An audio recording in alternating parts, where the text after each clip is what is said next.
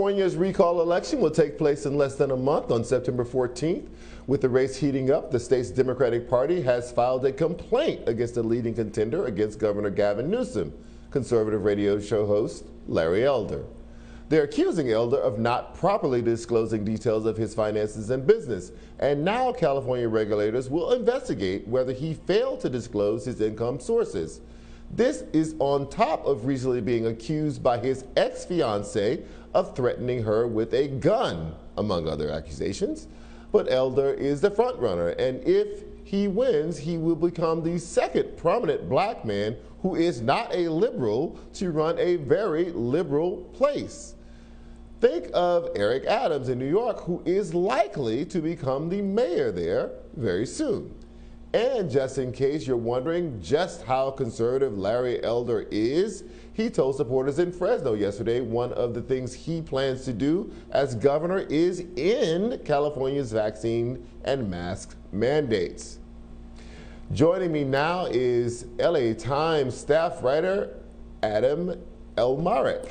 So, Mr. Elmahrek, so first, full disclosure, Larry Elder does not like me. He called me one of the most angry person in America with a column, so I guess I have to say that. He's mad that I blocked him on social media, so I put that out there.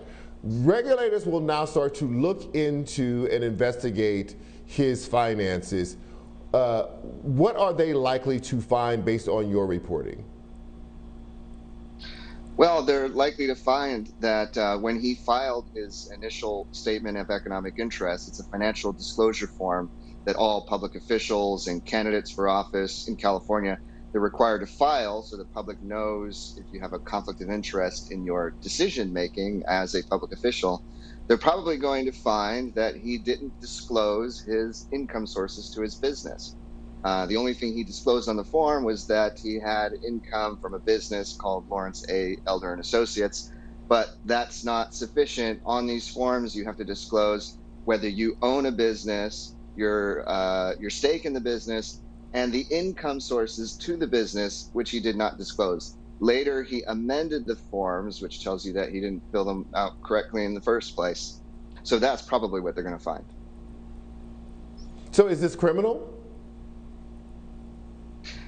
It could be if they find that there was intent to avoid the disclosure, that he intended not, that he knew the rule was that he had to disclose his income sources to the business, and he chose not to. That can be a misdemeanor criminal violation if they discover that, and that would go to right now. This is being done by the California Political Watchdog. That would go to the local DA potentially. So is this investigation likely to be wrapped up before September 14th, which is barreling towards us? Doubtful. These investigations typically take quite a while. I've seen them go on for a year, multiple years in cases. Definitely no. We're not going to see the outcome of this investigation until the election's far in the rearview mirror. So then what is the political effect of this? Well, that's a good question. I mean, I think that Larry Elder's base, his hardcore base, is not necessarily concerned with his financial disclosures or whether he, disclosed all the income that he's supposed to. Much like Donald Trump's hardcore base was similarly unconcerned when he declined to release his tax documents, like every other presidential candidate had done. So.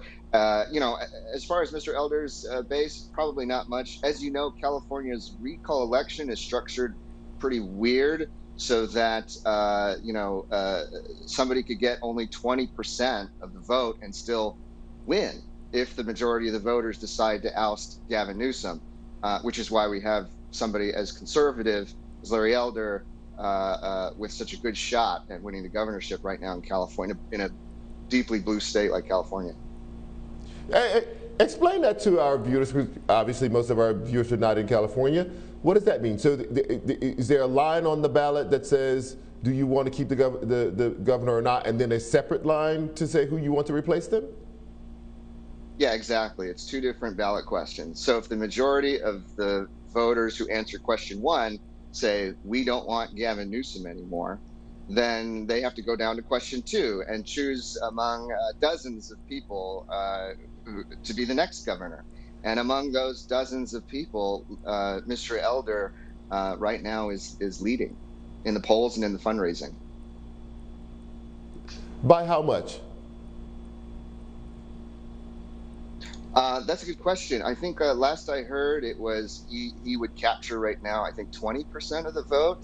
I might be off just a little bit, but if he only gets 20% of the voters in this election to say, yeah, we want Larry Elder to be the next governor, then he takes it, because what happens is that the 40 or more than 40 other candidates end up splitting the vote, all these different ways, and the one who can carry 15-20% of the vote ends up being our governor. So it's a pretty strange system. Wow. Yeah. Well, Adam Elmahrek, thank you for joining us tonight. And Larry Elder, if you become governor of California, I might unblock you on Twitter. You can stop whining about it on social media. Your Black History Moment is next.